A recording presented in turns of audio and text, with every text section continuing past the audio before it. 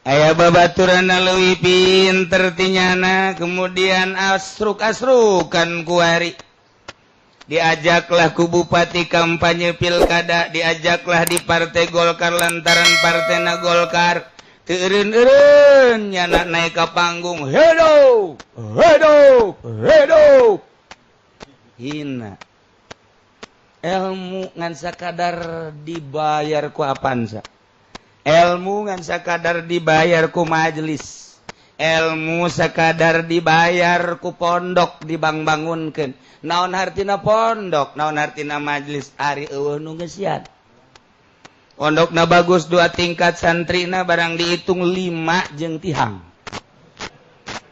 ai tihangna sabaraha 4 atuh santrina hiji berarti hina aju perasaannya na capek ingkig-ingkigan ke kumpulan ke musyawarah yang syaitonir rajim ke kumpul di pendopo capek hina lah babarengannya na jeung jelema-jelema hina indallah kabelah dieuna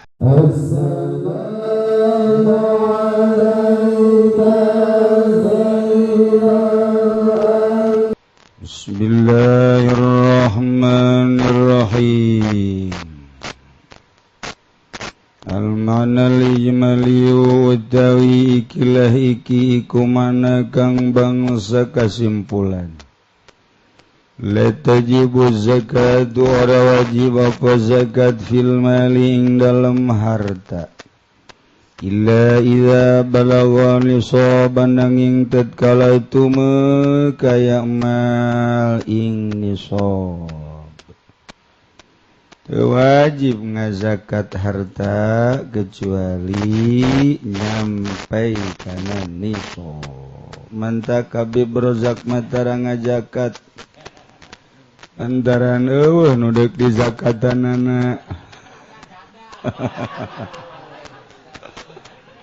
Falamma kanat maribatun li sabda tawaqquf ala naqli lan samangsana apa ngawruhi nisab ikun larima tawaqquf ya ma'rifatun nisab ala naqli ingatase naqal li annaha karna satuhuni zakat karna satuhuni ma'rifatun nisab ta'abudiyatun iku kang bangsa ibadah laisa lil aqli fiha kang oranana iku tetep kade akal fiha ing dalem ta'abbudiyah majalun apa nggon manji takafalan nabiyul karim bayanan lisabi maka nanggung sapa kangjeng nabi kang mulya ing martalakeun nisab ing dalem fi kulli na'in wa tahdidin dalam saban-saban warna lan batasanane ada dihi tegese bing bilanganane kulinaw kulantaran memang ieu zakat mah bangsa ta'abudi anu moal ngartieun akal sebab tauqifi tatawaqqafu 'ala naqli rek kaharti rek teu kaharti pokona laksanakeun sebab ieu mah tauqifi cek akal mah sawah-sawah nu urang nu gawean urang nu ngabiayaan urang nyurubuk urang nu mayar urang kunaon atuh barang urang hasilna menang saton kudu dikaluarkeun jang fakir miskin wah teu endah ieu cek urang mah pasti teu endah mantak di Karawang tilok ngazakat jelemana menang puluhan ton teh ih sawah-sawah ngaing nu ngagawean uing atuh kumaha uing wae atuh cek Allah atuh sia-sia nu aing dikandarakakeun tuh kumaha aing wae ngadu sia jeung Allah sok bawat maneh sia teu meunang diangsong-angsongkeun ka akal rek kaharti rek teu kaharti sebab akal lagi nanyiun Allah letik akal orang telah sapira akal orang wa ma utitu minal ilmi illa qalila kuletik-letik na ilmu keur ngaji ge ngopi bae letik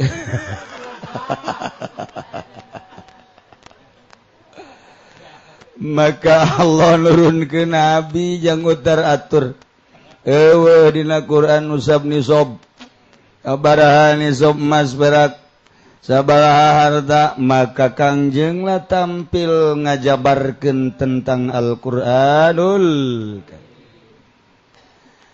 sebab Quran ditafsiran ku ucapan Kangjeng teh lain sambarangan kudu ditafsiran deui kusaha ku ulama geus qaulul ulama mufassirun li qaulin nabi wa qaulun nabi mufassirun li qaulillahi ta'ala ngaja-aja urang ngartikeun Al-Qur'an eta ujung-ujungna golkar teh didalilan ku Al-Qur'anul Karim.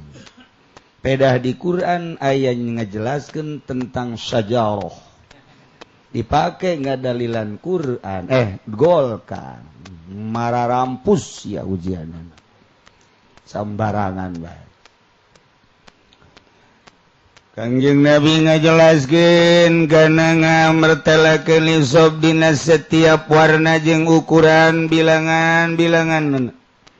Numan takwa kororol nan netepkeun ya Kangjeng Nabi anna makan satuhune barang kang ana yang madunan nisab iku kurang ingsan nisab laisat iku aranana fihi ku tetep ing dalem apa zakatun zakat qat'an lutfan gitu kalawan atawa karena welas minallah saking Allah bi ibadi kalawan pirang-pirang hamba Allah wa takhfifan lan karena ngentengan dibere aturan zakat soteh bagi jelema nu geus moyah maye hartana saton teh geus dianggap moyah maye mun didahar ku sorangan saton besi kapelag mantap kaluargeun nah disisin imah sia aya fakir miskin sia menang tonan kabejakeun ka tatangga sedengkeun tatangga mah teu boga sawah teu boga perusahaan nah Allah langsung anu mere aturan bere tah hamba aing moal lantaran imah sawah aing nu ngagawean aing moal aing moal ngazakat jeung teuing jak Allah digacungkeun sia ku aing dikirim ku Allah tentara Allah berit dikirim ku Allah tentara Allah keong dikirim ku Gusti Allah tentara Allah sibet dikirim ku Gusti Allah tentara Allah bangkong nyana ngomong aduh jana be aku keong ngomong bongan sia tengah zakat bego sia ngan teu kadenge ku ceuli urang padahal keong ngomong iyalah aing mah ngadahar ge ngadahar bagian anu fakir miskin aing nulungan fakir miskin kadengekeun lagu fakir miskin bahwa nu sugih nu tilok ngazakat ieu parena gacung atawa ku keong seuri fakir miskin beakeun yong dibeak hadege cak fakir miskin coba mun ngazakat milu sediheun fakir miskin ge ya Allah ya Rabbi si Pak Haji eta anu sok ngazakat bae Gusti ulah dibeakeun jenting batur mewekeun saya teh karunya abdi sok meunang dahareun ti nyana nementak sisina doang tengah nemen teh at-taghlilul labzi wallahu a'lam bissawab neuk ka mana tuh hayang gegeuraan bae ngaji teh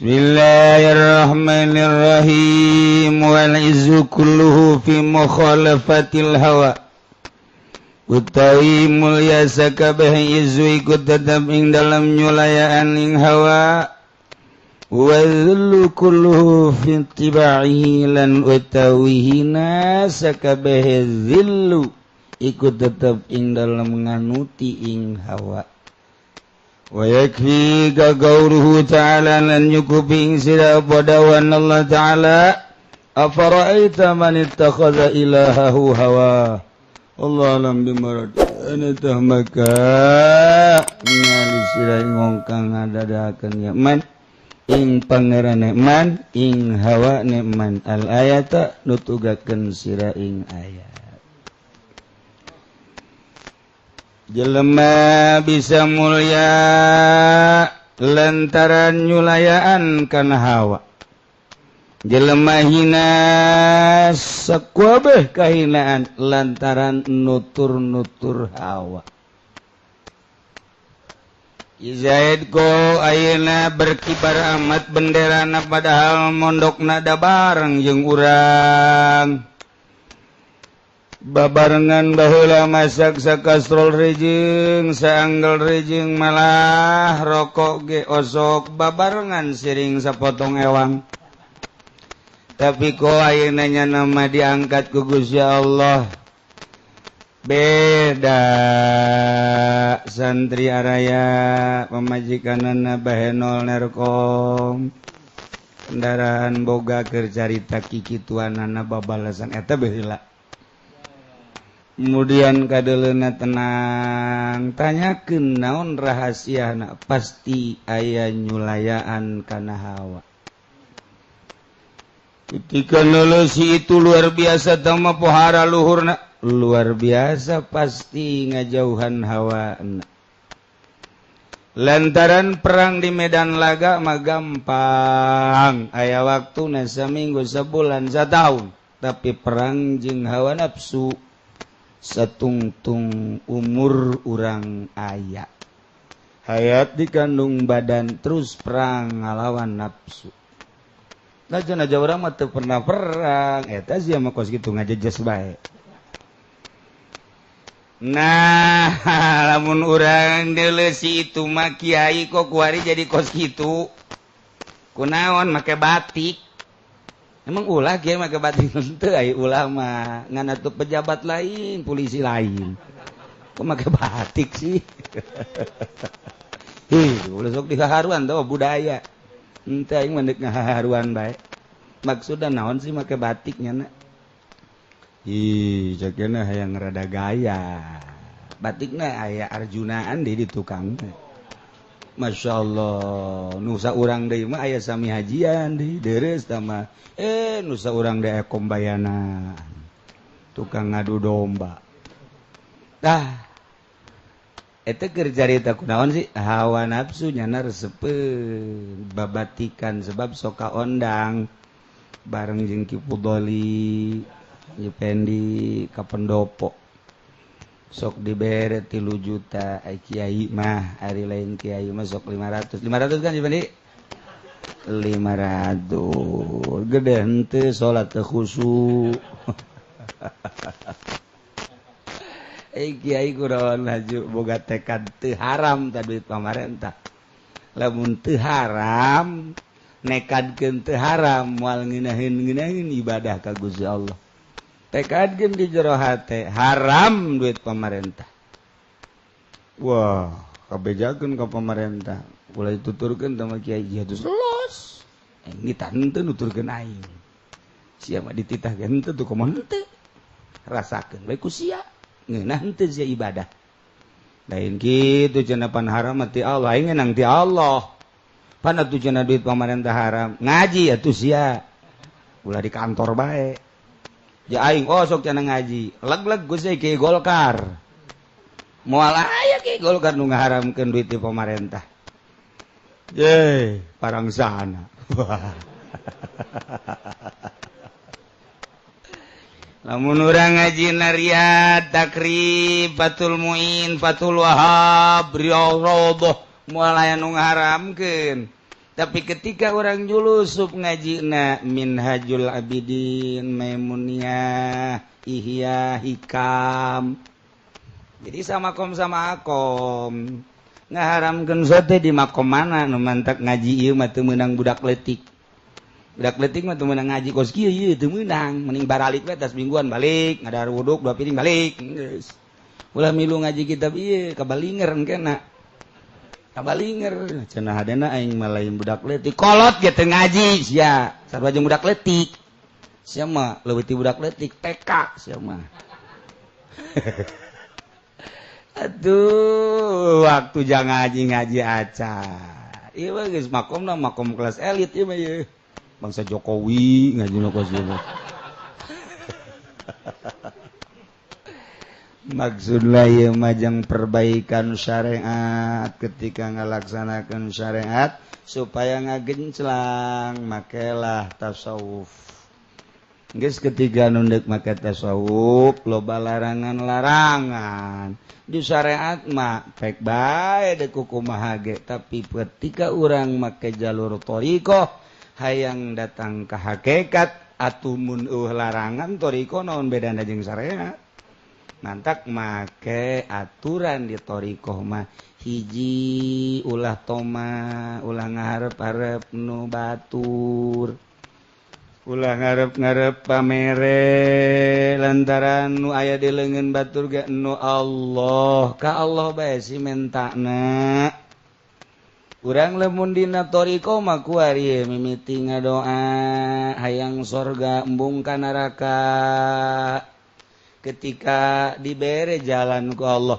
daeklah ibadah ngajauhanlah maksiat eta teh diijabah doa ngaranna taekeun ku ari mah ulah hayang ka sorga ulah embung ka neraka mulai urang ngadoa-doa diijabah plong bae henteu hayang ka sorga teu embung ka neraka akhirat teh pohokeun ka mana tuh ka Allah mantak lamun di makom syariat mah sia ibadah endeu ka mana ieu endeu ka sorga hayang naon hayang ka sorga makom syariat di makom thariqah mah lain sia ibadah ka mana aing mah besi teu kapanggih jeung Allah ka sorga jeung ka neraka geus eueuh di hate aing mah besi teu kapanggih jeung Allah beda maksud nu bodoh yakni ahli syariat hayang ka sorga embung ka neraka emang di dinya makomna nya mah ketika naik ka luhur sorga jeung neraka mah makhluk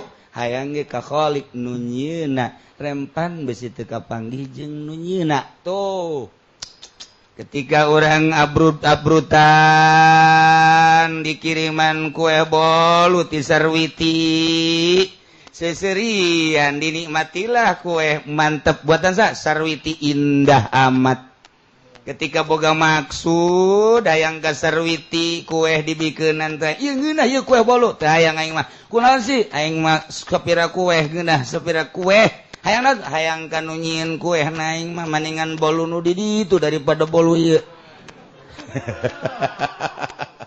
emang kunaon elehaneut tuh kan aing mung bolu eta mah cek ngana beak bolu itu mah moal beak-beak kan cenah sia sariri heran hayang bolu kajian kumaha aja kos gitulah nah kahinaan seluruhna aya dina nuturkeun hawa urang teh dibere ilmu ku Gusti Allah teh setiap jelema dititipan ilmu bisa maca Quran bisa ngahartikeun bisa ngamodif melalui alat di usul pikihan kurang timbullah hukum pinter jana ngaji atuh ku hari indah jasa hirup urang teh bergaul jeung jelema usum kampanye imah ngabaya aing ngadoakeun bae usum muktamar imah ngabaya aing ngadoakeun bae usum nu kadar itu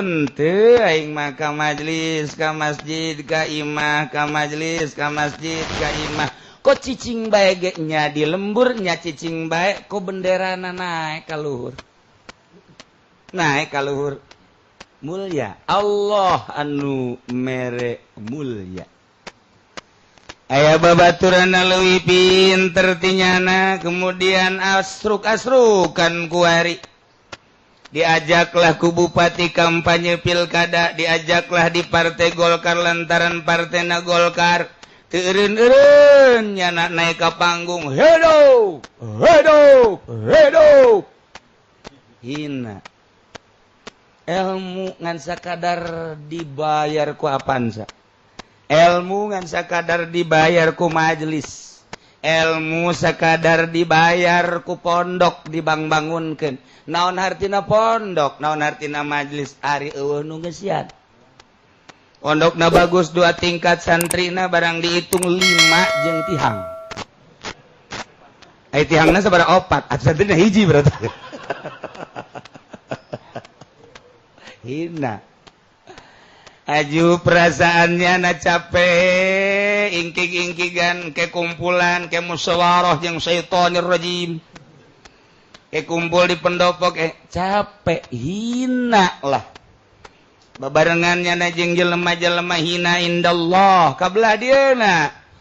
Masyarakat geus teu percaya ngariung teu diondang santringan hiji, terus hina ilmu mah aya, cuman hina. Lantaran nutur-nutur hawa. Kurang jelas keneh bae ku ari mah urang bogoh ka awewe. Lamun urang pasrah tawakal tu Allah abdi nang Gusti, meureun jodohna ge ti Gusti nyanggakeun sadaya-daya bakal mulya. Tetapi lamun urang mikahayang kenal lah jeung sarwiti urang Cikupa. Mulai di SMS ku urang. Ajo nitah datang sarwitina ba'da maghrib. Mulai orang nutat tadina salat awabin lantaran janji jeung sarwitin teu ba'diah gente langsung berangkat hujan ngararincik saeutik masalah lah hujan saeutik ya dilempangkeun kurang bensin meuli lah bensin kabeneran tutup pomna aya ge babaturan urang menta urang ka babaturan heula ieu deuk ka Cikupa heulanan hina nya peuting nya kehujanan nya menta bensin emang teu hina atuh hina hanya sekedar demi itil hayus ya hina ngahinakeun diri ya datanglah urang ka Imah Sarwiti disambutlah ku Sarwiti hawa urang akur lain lalagaan mulailah urang diuk manang setengah jam cak Sarwiti be lamun ngabasongeun amat siap cak janat aya duit tenang aya padahal mah teu boga sapatu digadegeun mulai kaluar nyana hujan ngaririnci keneh leangan baso ka pengkolan eueuh tutup lantaran hujan haju Sarwiti nge-SMS aya basona eueuh geus bae balik tenang ke mungkin mah neangan heula kakak neangan ka Cimone masyaallah. Coba eta ti Cikupa ka Cimone neangan basonya hujan yang penting. Ieu hawa nafsu. Coba lamun di imah menang sabaraha juz ta maca Quran. Parang sana. Indah bae indah lantaran hawa nafsu. Saya baso nge-SMS-nya nah hayang baso naon ieu baso tajong, baso setan, malpinas. Baso jurig cak Sarwiti. Emang konon yang baso jurig sebab nu meulina ge jurig. Eli baso. Tuh kan hina. Dijual sepatu gadekeun lah jam. Jam eueuh sepatu eueuh aya ge tafsir Munir nu geus hafsah teh dijual. Tafsir Munir geus 2 jilid. Bebeakan. Hina. Kuari lantaran aya hubungan integral internal antara Ki Zaid jeung Sarwiti hubungan khususon ila ruhi jadi kuari nyana siap melaksanakan perintah-perintah Sarwiti beuki hina ka dituna nafsu bunga ngan hina katinggalilah ku keluarga Ki Zaid kuari jadi kos kieu babaturan ge ngahanjakalkeun atuh sia kira-kira ja aing ngorah heula tapi teu kitu-kitu teh rahasia perusahaan hina enggeus eta dina sok adzan sok qomat kuari tilok eta dina sok ngamutar atur di mushola di masjid kuari henteu mabok cinta hina ieu keur carita urusan ka pamerintahan tuturkeun Gus ya hina encan engke ujung-ujungna geus jadi bupatina tilok mireunge ka kiai anu pipilueun sugan ditegor dibere henteu malah ditutup ujana telepon ge bebeja nyana ka asistenna mun aya kiai anu telepon gas kedai dipasangna engke pilkada hareup diganjel doang nya mah mun cara mobil truk nya mah ganjalna tah Jadi kiai eta lamun nusok ilu pilkada kiai ganjel sebenarnya eta. Kiai ganjel. Nah, nuturkeun ka hayang nafsu kasih. Dahar bae lamun nuturkeun ka hayang capek.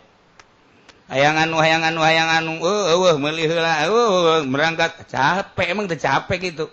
Indah ke kadeleuna doang capek sebenarnya mah. Lain jeung santri mah indah.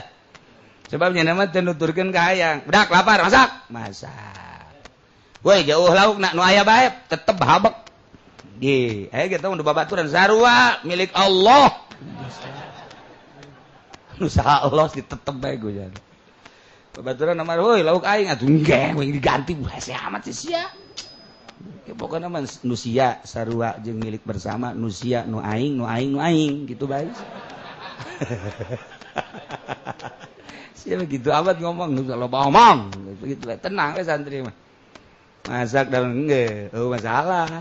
Sebenarnya nama mana nu asup baik. Tenang, ya nama tilok beli sendal. Anu aya nu mana bae diasupan gue nyan. Waya digerokkeun, "Woi, teh sendal aing." "Oh, ieu nu sia." Neangan atuh gantina jang aing. Iya dibikeun. Tenang.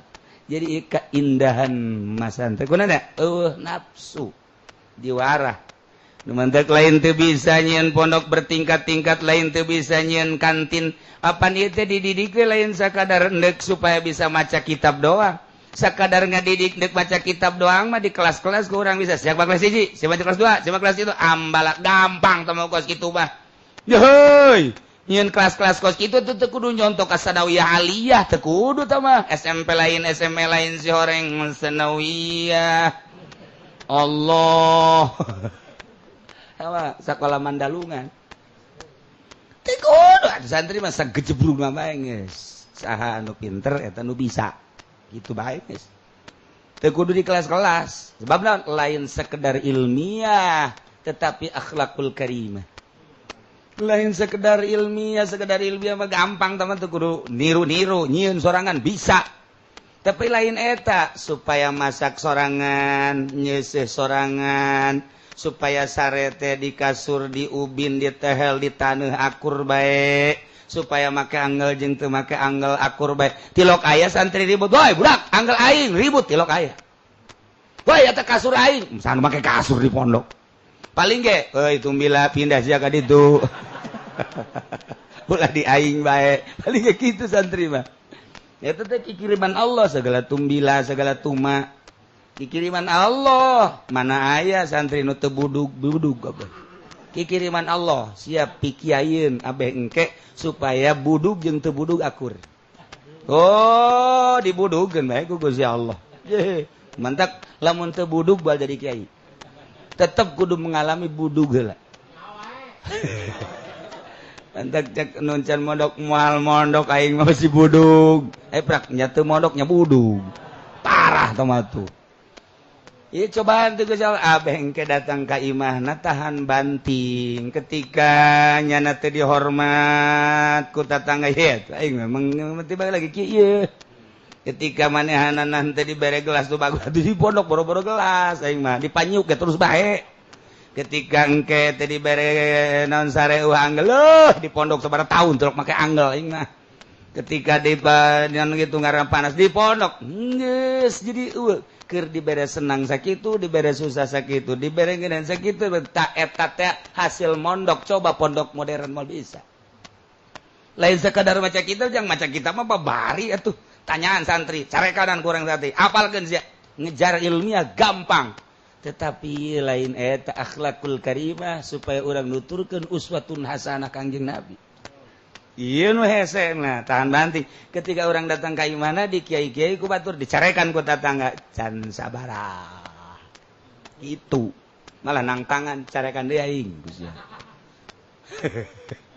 urang diundang aja teh dibere berkat can sabaraha paling aing moal daek deui ngari suul khotimah tong.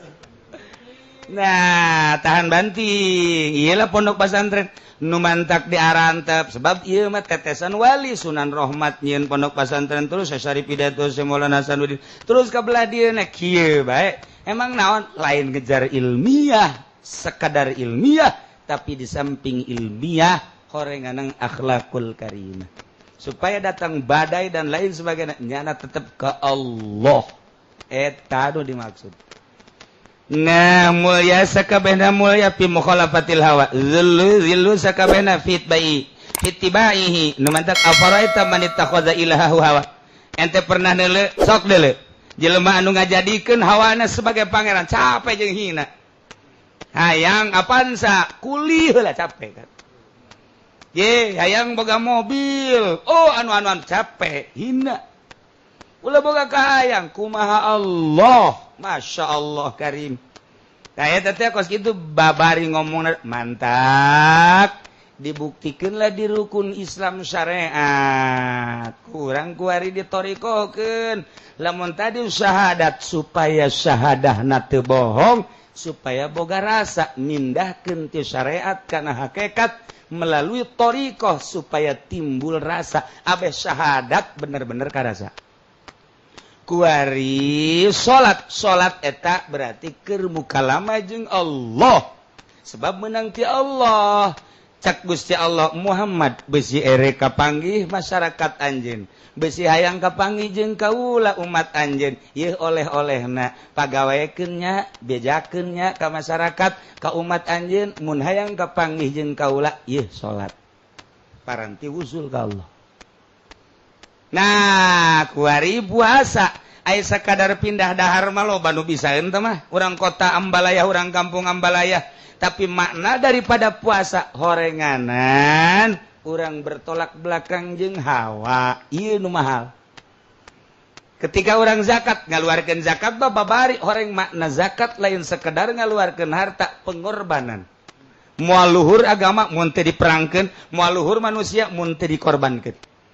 Korbankeun atuh. Nah, mantak makna puasa adalah merangan hawa. Geus puasa na syariat jeung puasa torikoh bakal beda. Puasa nu bertorikoh jeung puasa hakikat bakal beda. Ketika puasa syariat pindah dahar doang. Malah lobaan keneh di bulan puasa. Dahar jeung nginum batan teu puasa. Di torikoh lain beuki ngamantepkeun.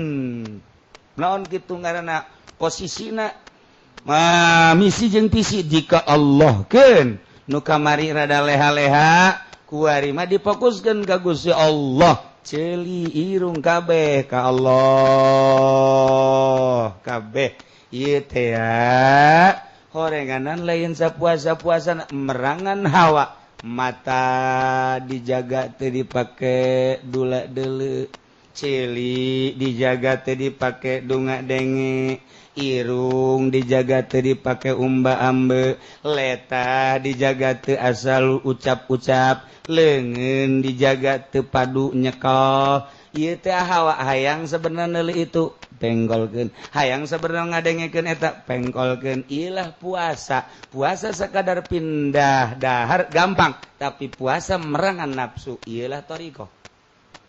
Hawa tah. Mulyanyana. Nah, kabelah itu geus hakikat lamun golbu poho ka Allah sadetik batal puasana. Di thariqah lamun aya bae mata dipake maksiat batal puasana. Di thariqah mun ceuli pake lain ka Allah batal puasana. Urang mah di syariat teu batal teu naon biasa bae mun can dahar can nginum urang mah teu batal. Tapi di thariqah mata dipake maksiat lain ka Allah batal puasana. Lamun di hakikat hate poho ka Allah sadetik batal puasana. Ieulah nu hese kos kadarituna. Nah, nu mantak bakal berbeda jelema ibadah di syariat jeung ibadah di thariqah. Berjalan ibadah di thariqah jeung nu ibadah geus dina hakikat. Atuh lain deui. Nu mantak engke ahli hakikat neuleuh ahli thariqat lah karak datang ka dinya sia mah. Ahli thariqat neuleuh syariat lah puasa lumrah sia mah. Disebut ge puasa awam, ieu puasa khos, itu khusus. Nah, lamun aya sarjana neuleuh jelema kanu keur kuliah keneh urut aing. Cak nu kuliah keneh, cak nu kuliah neuleuh kanu SMA lah teu urut aing. Selalu kitu bae. Nah, kitulah dina ibadah sarua bae. Nah, ieu hawa-hawa wal izzu kulluhu fi mukhalafatil hawa. Tarif hawana geus tinggal praktekna urang nyulayan ninggalkeun hawa nafsu. urang hayang mulya urang hayang hina mulya jeung hina aya di diri urang sok beda urang awak urang dek dimulyakeun urang nu ngamulyakeun urang urang awak urang dek dihinakeun urang nu ngahinakeunana Ki Zaid jadi kiai tapi hina nyana anu ngahinakeun lain Allah ieu mah keur carita bahasa ahli tasawuf geus kitu si itu mulya najang nang nyana si itu hina nang nyana nu nyieun mulya jeung nu nyieun hina nyana sorangan urang sok disiapkeun geura dek dimulyakeun awak urang urang dek dihinakeun awak urang hina eta keur bahasa sompralna padahal mah teu niat mulya teu niat hina urang ibadah ka Gusti Allah ngan bahasana kudu kos kitu kesitu satungtung urang nutur-nutur hawa hina satungtung urang geus bisa urang ninggalkeun hawa urang bakal mulya teu kudu bebeja ka batur teh mah urusan urang jeung Gusti Allah ibadah dititah ku Allah nu endek ngaganjarna Allah jeung teuing sekitarna mah endek menilai kumaha nu penting urang jeung Allah ieu mah urang mah aya deukeut jelema bae susur di kieu-kieu Noel heula mah ini dong Haji Pendi susur sebadak ieu giliran bae sorangan susur di mana nyana di mana eta kos kitu asal aya jelema bae Quran dibuka ku cenah qol-qolah qaf qutub jaddid bae jelema Quran di mana nyana di mana oplo tah jelema kos kitu mah ka Allah urang titah ibadah ku Allah nu rek narimana Allah nu rek gaganjarna Allah jelema sekitarna ulah dideleh bodoh teuing deuk kumaha bae nu penting aing ka Allah aya di syariat lain satungtung aya jelema dibagus-bagus eueuh jelema teu mantak beda ahli syariat mah mundu ka masjid rapi jas dipake 2 rangkep jas dangke sahareudang elos jas dipake sorban dipake udeng-udeng ban Vespa mah giliran we salat sorangan make kaos cangklek tukangna rinso cek jero pangeran teu neuleukeun beureut nah ieu ahli tarekah mah lain di luar di jero kasih kos kitu bae nyana kaluar kitu pakaianana sebab ittiba'an li Rasulillah nuturkeun Kangjeng nanaon di jero kitu bae kajen kumaha aya jelema kitu eueuh jelema kitu bae nyana mah sebab Allah nu dideleukna kitulah ahli Allah kurang beres caritakeun mahfud nomor kahiji tinggal fa ammal mahfudu bil harfi wallahu a'lam bissawab